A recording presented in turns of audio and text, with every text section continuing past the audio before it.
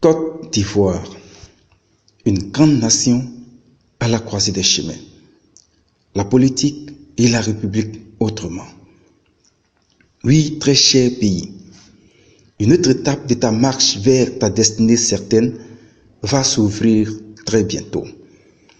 Car tes politiciens, ces vieillards qui sont tes maris d'aujourd'hui, te tiennent en otage, toi et tes enfants. Oui, tes gouvernants d'aujourd'hui, par un esprit d'égoïsme, rendent ta marche extrêmement difficile. Alors, dès à présent, rassure-toi que tes enfants ont pris de l'âge et sont totalement et dorénavant martyrs. Et ils souhaitent maintenant défendre ta cause et la leur.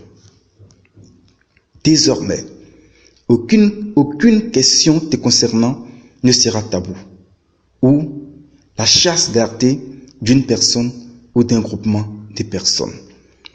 Raison pour laquelle, comme en prélude à toutes leurs actions, certains de tes enfants ont décidé de mettre en lumière certaines réalités d'aujourd'hui qui te touchent et te concernent. Et le débat sur ces réalités se décline en 3 grands chapitres, accompagnés d'une adresse à la nation. Chapitre 1.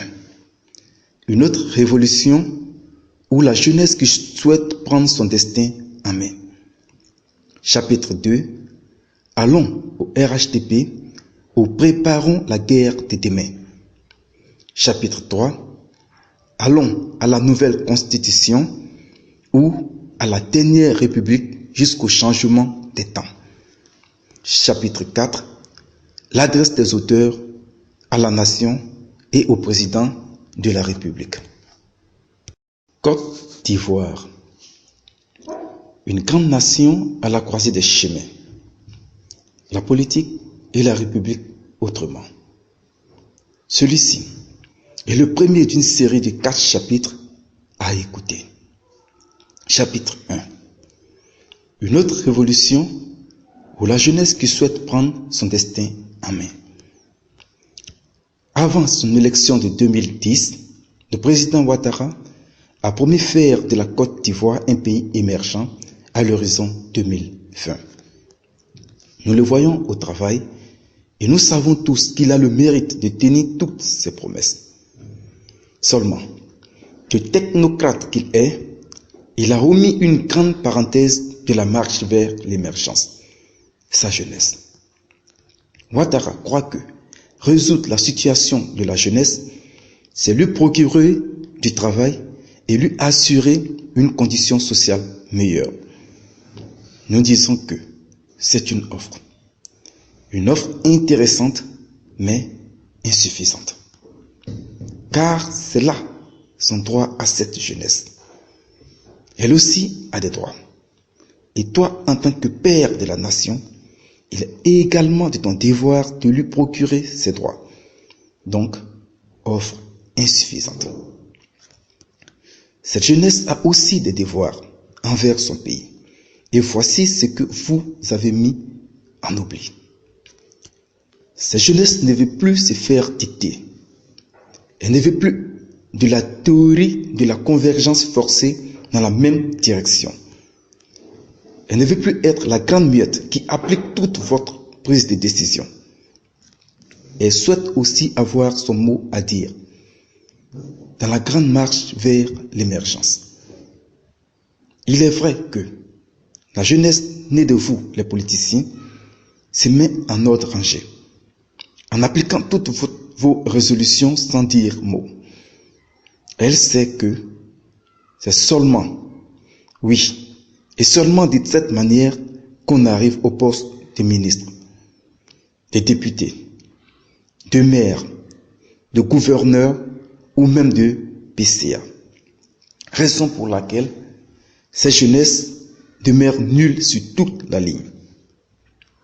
Est-ce donc cette jeunesse qui sera notre élite de demain? Nous refusons cela maintenant et pour toujours. En fait, et à vrai dire, vous êtes lurés par votre jeunesse jusqu'à croire que c'est ça, l'ensemble de la jeunesse ivoirienne. Eh bien, vous serez surpris. Car dans le peuple se trouve une jeunesse qui raffole d'émergence, qui souhaite prendre son destin en main, qui souhaite contribuer aux grandes décisions qui engagent son pays. Car c'est elle la crème des demain. Et elle souhaite apprendre aujourd'hui pour mieux servir et bâtir demain. Pour cette jeunesse, en dehors de Ouattara lui-même, qu'elle considère comme une référence, tout son entourage n'est fait que des bandes d'incapables égoïstes qui font peu cas de sa condition. Et malheureusement, Ouattara lui-même est devenu leur otage. Il se croit libre de tout mouvement. Il ne sait même pas qu'il est dans un enfer. Car comment comprendre qu'après 5 ans de premier mandat, jusqu'au second mandat, nous ne voyons que les mêmes têtes qui soient là comme ses collaborateurs proches et directs. Le pays ne tient donc qu'à cela, qu'à une 50aine ou une 100aine de personnes dites capables et pour toujours. Président, fais gaffe, on te regarde et on te voit. Tu sais, président, avant les élections de 2010, tes collaborateurs directs étaient des hommes du peuple. Ils l'écoutaient et le peuple se sentait rassuré qu'une fois au pouvoir, vous saurez lui venir en aide quand il aura besoin de vous. Mais après 2010, quand votre pouvoir s'est affermi, on ne vous reconnaît plus, vous et votre équipe. Car qui est le peuple pour que vous regardiez à tous ses caprices? Dites-vous. Président, on t'aime bien, mais fais attention. Dans tous les cas, président, nous on souhaite maintenant te dire que les choses ne dépendront plus de toi.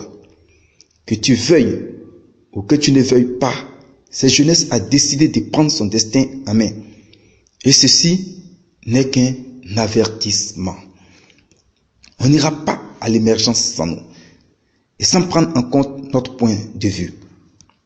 Mais tu devrais comprendre ces choses, toi, le bâtisseur de l'émergence, que de façon générale, la jeunesse est de tendance nationaliste.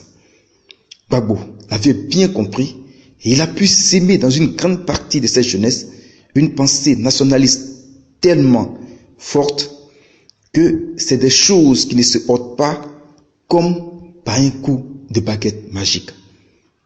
Et ces patriotes d'hier sont toujours parmi nous, raffolant également d'être pris en compte dans la marche vers l'émergence. Il est vrai que cette jeunesse dite patriote était animée d'un patriotisme amer et impur, et ils auront beaucoup appris à leurs dépens.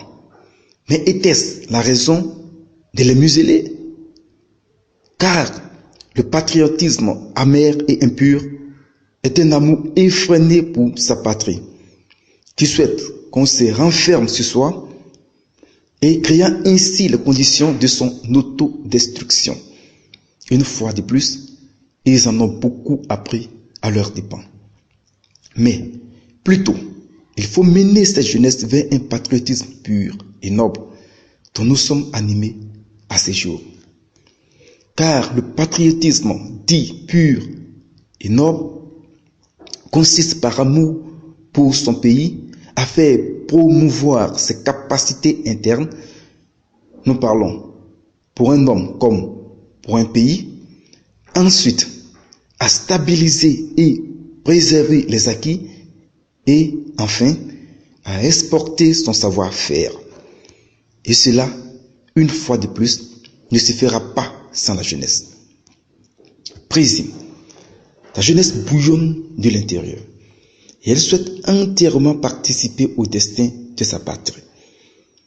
Par ailleurs, depuis avant les indépendances, nos pères fondateurs d'un certain âge avancé ont mené la lutte pour nous garantir l'intégrité de nos frontières.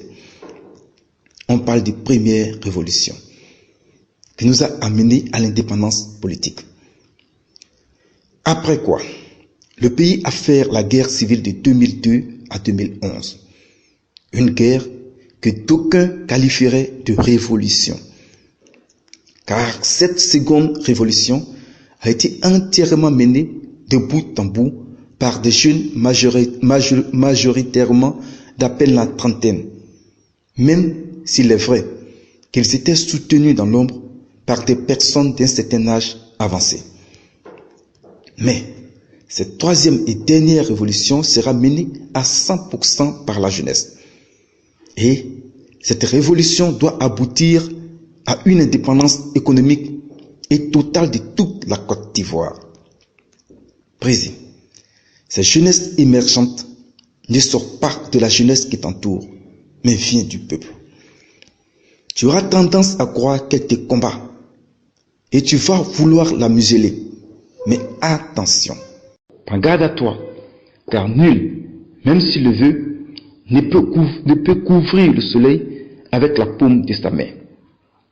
Et souviens-toi de toi-même, combattu jusqu'au jour où tu pris le pouvoir pour le bien de la nation qui t'a combattu. Car une révolution n'est combattue que par le pouvoir en place. Président, sache qu'on ne peut nous étouffer ou nous museler. Et nous entrerons très bientôt dans un conflit de générations. À bon attendeur, salut. Nous sommes la jeunesse émergente et les membres de cette nation, appartenant au mouvement Members, comme membres en anglais et au pluriel, qui signifie Mouvement pour l'environnement, protection de l'environnement bien sûr, pour la mission et pour le bien-être et la réussite sociale. Jeunes de Côte d'Ivoire, si tu comprends notre lutte et aspires également au changement comme nous, prière, non seulement diffuser, oui, diffuser au maximum et par tous les moyens à ta disposition ce message, mais aussi nous envoyer un mail de soutien sur notre boîte email members.mouvement@gmail.com. Members comme membres en anglais et au pluriel, point mouvement au singulier @gmail.com.